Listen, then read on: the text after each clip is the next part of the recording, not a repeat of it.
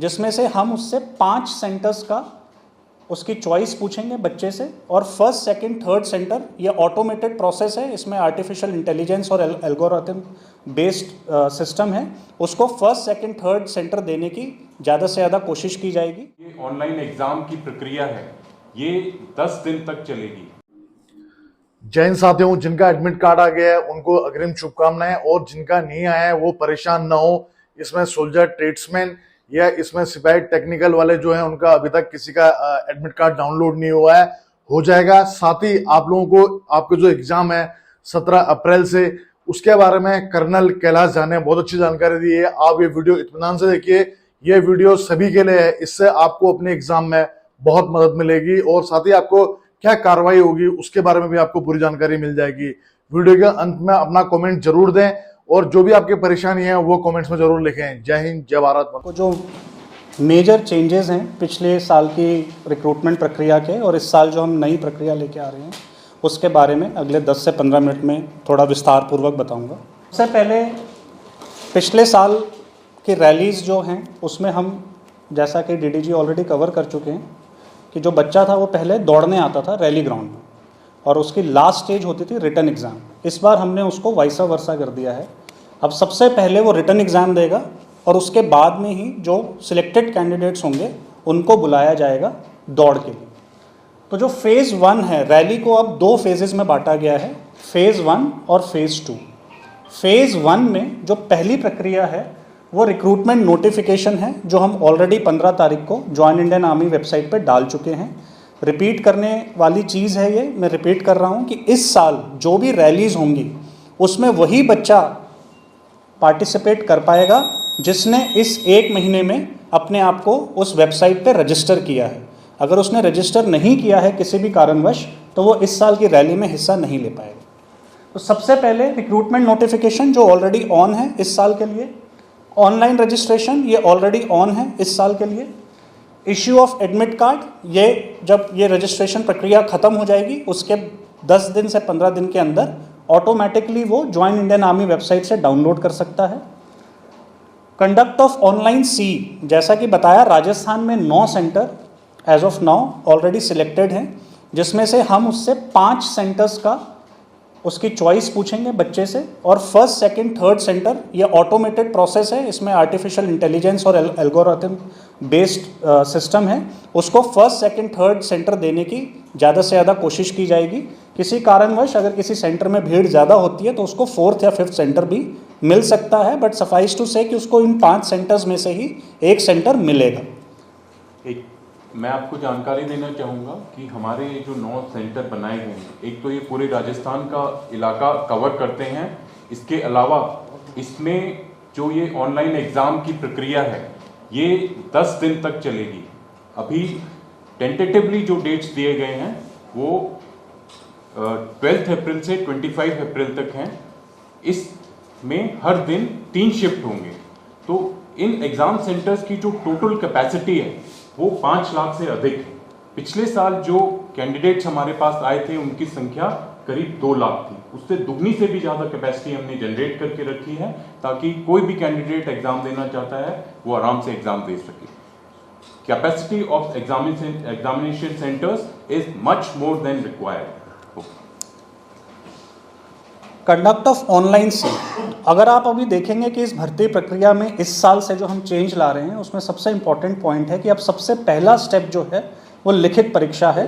जो उन 9 सेंटर्स में से जो भी 5 सेंटर उसने बच्चे ने मांगे हैं उसमें से उसको एक सेंटर आवंटित किया जाएगा, जिसकी जानकारी वो ऑटोमेटिकली अब ज्वाइन इंडियन आर्मी वेबसाइट से लेगा, जिसमें तारीख, टाइम और उस सेंटर का एड्रेस जो उसको अलॉट किया गया है उसको दी जाएगी, और बेस्ड ऑन दैट वो उस पर्टिकुलर तारीख में उस सेंटर जाके और अपना एग्ज़ाम आराम से दे सकता है, जो कि कंप्यूटर बेस्ड होगा। उसके बाद में क्योंकि ये ऑनलाइन एग्ज़ाम है, इसका रिजल्ट जो है it's devoid of any human interaction, इसमें कोई ह्यूमन इंटरेक्शन नहीं है, ये कंप्यूटर बेस्ड एग्ज़ाम है। और उसका जो रिज़ल्ट है वो रिज़ल्ट के बेसिस पे हम एक मेरिट ड्रॉ करेंगे और उस मेरिट के हिसाब से फेज़ 2 के लिए, जो कि रैली में दौड़ने वाली प्रक्रिया है, उसके लिए हम बच्चों को इन्फॉर्म करेंगे, जो कि जॉइन इंडियन आर्मी वेबसाइट पे हम पब्लिश करेंगे कॉलअप कि आपको सिलेक्ट किया जाता है फेज़ 2 में आने के लिए। फेज़ 2 में जब वो बच्चा अब आएगा तो वो अपना आधार कार्ड और उसका बायोमेट्रिक वेरिफिकेशन, जो कि मोस्टली थंब स्कैन होता है, उस स्कैनर के साथ और उसके आधार कार्ड के साथ उसकी आइडेंटिटी को हम प्रूव करेंगे कि ये वही बच्चा है जो कि रैली ग्राउंड में दिए हुए समय और दिए हुए दिन पे आएगा। बाकी की प्रक्रिया अगर आप देखेंगे ये ऑलमोस्ट सेम ही है जो पहले होती थी। जब वो एक बार रैली ग्राउंड पहुंच गया तो सारे टेस्ट वही हैं, उसमें कोई भी बदलाव नहीं किया गया है। पहले वो अपना फिजिकल टेस्ट देता है, फिजिकल टेस्ट देने के बाद उसका फिजिकल मेजरमेंट टेस्ट होता है, उसके बाद में उसका मेडिकल एग्जामिनेशन होता है, और मेडिकल एग्जामिनेशन होने के बाद जिन बच्चों को फिट पाया जाता है उनकी एक मेरिट ड्रॉ की जाती है। अब 2 मेरिट ड्रॉ की जा रही हैं इस बार। एक फर्स्ट मेरिट है उसकी ऑनलाइन सी की, और सेकंड मेरिट है उसकी जो फिजिकल टेस्ट में उसने अपना परफॉर्मेंस दिया है, उसकी सेकंड मेरिट है। बेस्ड ऑन दीज 2 मेरिट्स, इन दोनों मेरिट के आधार पे हम जो सक्सेसफुल कैंडिडेट्स होंगे, जो और हमारे पास कितनी वैकेंसीज़ हैं, इसके हिसाब से हम जो सक्सेसफुल कैंडिडेट्स होंगे उनका result join Indian army website पे पब्लिश कर देंगे। ये एक बड़ा क्विक आपके लिए मैंने बनाया है कि पिछले स्कीम में और इस स्कीम में क्या फ़र्क था। तो बेसिकली आप देखेंगे रैली नोटिफिकेशन सेम है। यहाँ पे वो रैली में दौड़ने आता था, physical test, measurement test, medical test, और लास्ट में कॉमन एंट्रेंस देता था। हाउएवर अब जो हम नई स्कीम ला रहे हैं उसमें ऑनलाइन सी पहले है जो कि यहाँ पे होती थी, और उसके बाद में सारे ये जो running test, physical test, measurement test, ये सारी चीज़ें तकरीबन सेम हैं। मेडिकल टेस्ट उसका जैसे ही होता है और वो फिट होता है, हम मेरिट ड्रॉ करेंगे और जो सक्सेसफुल कैंडिडेट्स होंगे उनको हम उसके जो भी रेजिमेंटल सेंटर्स अलॉट हुए हैं उन रेजिमेंटल सेंटर्स में डिस्पैच कर देंगे ताकि वो अपनी ट्रेनिंग को शुरू कर सकें। एक्शंस अगर आप देखेंगे broadly, uploading of rally notification जो हो चुकी है, विंडो फॉर अप्लाइंग सेम है, 1 महीना पहले भी देते थे, 1 महीना इस बार भी है। Conduct of online C result, rally schedule including medical review, documentation, dispatch and commencement of training, ये ब्रॉड एक्शंस हैं जो इस साल होने वाले हैं। सबसे इंपॉर्टेंट चीज़ वही है कि जो बच्चा रजिस्टर नहीं करेगा वो बच्चा इस साल रैली नहीं देख पाएगा।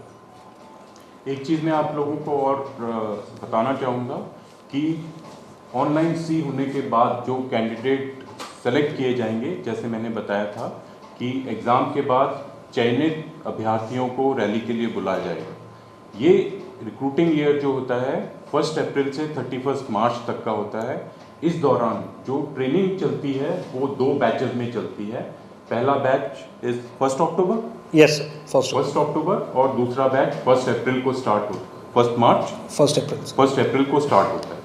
तो इसी आधार से जो है भर्ती की प्रक्रिया को शुरू किया जाता है। आप में से अभी कुछ सोच रहे होंगे कि जब हमने अभी इसकी पूरी जानकारी फैली नहीं है तो इतना जल्दी नोटिफिकेशन क्यों जारी कर दिया। उसका कारण यही है कि ट्रेनिंग अगर 1 अक्टूबर को स्टार्ट होनी है तो भर्ती की प्रक्रिया उसी हिसाब से समयबद्ध तरीके से शुरू होनी थी, और इसीलिए ये नोटिफिकेशन इस समय में जारी किया गया। अभी जो ये 2 बैचेस हैं इसके कारण क्या होगा, कुछ कैंडिडेट अभ्यर्थी जो अभी सी क्लियर कर जाएंगे वो पहले बैच में जाएंगे, कुछ कैंडिडेट सेकंड बैच में जाएंगे। इनका निर्धारण हम अपनी रैलीज के आधार पे करेंगे। जैसे मैंने आपको बताया हमारे पास 5 भर्ती कार्यालय हैं अलग अलग स्थान पे राजस्थान में। इनमें से कुछ भर्ती कार्यालय अपनी रैली पहले जो बैच है उसके लिए करेंगे, और बाकी जो बचे हुए भर्ती कार्यालय हैं उनकी रैली सेकंड बैच के लिए की जाएगी। तो ये रैली का जो पीरियड है, ये पहली रैलीज जो होंगी 2 या 3 रैली, ये जो है जून से लेके सितंबर तक के बीच में की जाएंगी, ताकि अक्टूबर के लिए जो ट्रेनिंग स्टार्ट होनी है हम अपने कैंडिडेट्स को समय से भेज सकें। उसके बाद जो नेक्स्ट बैच 1 अप्रैल को स्टार्ट होना है उसके लिए जो रैली होंगी बची हुई वो नवंबर से लेके फरवरी के बीच में हम करेंगे, ताकि उनका चयन के बाद उनको समय से सेकंड डिस्पैच और सेकंड ट्रेनिंग स्टार्ट होने से पहले भेजा जा सके। जो कैटेगरीज हैं भर्ती की इस साल उसमें भी एक बदलाव किया गया है जो मैं आपको बताना चाहूँगा। पहले जो टेक्निकल एंट्री होती थी वो 12th पास से होती थी। जो 12वीं पास होते थे बच्चे वही एलिजिबल होते थे अपीयर करने को। हाउएवर हमने ये देखा कि जो 12वीं पास बच्चे हैं, जब वो अपनी ITI या जो डिप्लोमा करते हैं, तब तक वो ऑलमोस्ट उस साल पहुंच जाते हैं जो कि आखिरी साल होता है उनका भर्ती देखने के लिए। तो उस वजह से हमने इस बार टेक्निकल एंट्री में एक बदलाव किया है, और ज़्यादा से ज़्यादा बच्चों को टेक्निकल एंट्री में हम ले सकें, उसके लिए हमने 10वीं, अगर आप देखेंगे 10th पास इस बार हमने कर दिया है। 10th सिंपल पास जो है वो बेसिक एलिजिबिलिटी क्राइटेरिया रखी है, ताकि जो है मैक्सिमम बच्चे इस भर्ती का फ़ायदा ले सकें। बाकी एक और चीज़ मैं यहाँ पे बताना चाहूँगा कि पिछले साल जो भर्ती थी उसमें हमने 2 साल का वेवर दिया था, क्योंकि कोरोना और उसकी वजह से 2 साल बच्चे भर्ती नहीं देख पाए थे। वो वेवर अब नहीं है। अब जो एज प्रोफाइल है वो वही है जो पहले होता था। फॉर एग्जांपल GD सोल्जर जो है वो पहले 17.5 से 21 होता था, वो इस साल भी 17.5 से 21 ही है। तो ये एक चेंज है मेजर। बाकी सारी कैटेगरीज की डिटेल्स यहाँ पे हैं, आपको किसी को भी डिटेल्स चाहिए हो वो हम आपको प्रोवाइड कर देंगे, और ये जॉइन इंडियन आर्मी वेबसाइट पे आप देख भी सकते हैं। गो बैक टेक्निकल का दिखे, अग्निवीर टेक्निकल।